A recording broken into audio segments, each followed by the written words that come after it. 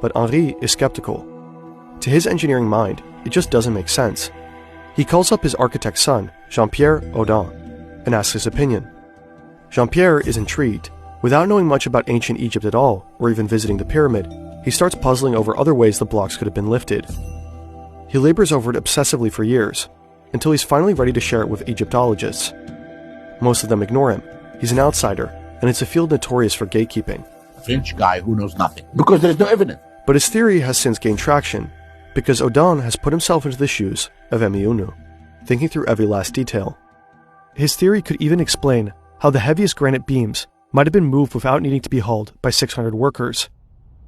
Here's a concise version.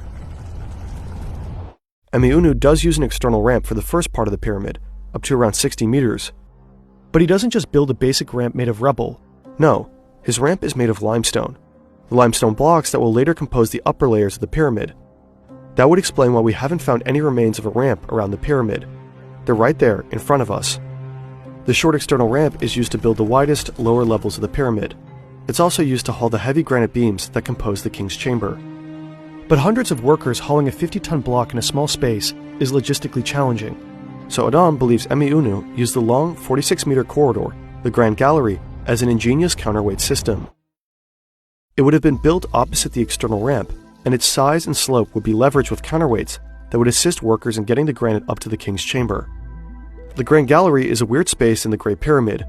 It has details that puzzled archaeologists for a long time, like why it's so tall, so narrow, and why it has stone benches running along the inside.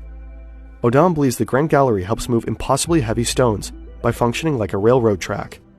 The stone benches are actually the rails for carts on wooden rollers. Remember, no wheels. Essentially, a huge granite block at the bottom of the external ramp would be attached with a rope to a trolley car loaded up with heavy blocks at the top of the Grand Gallery. When the trolley car is rolled down the Grand Gallery, the heavy granite block would be pulled up the ramp.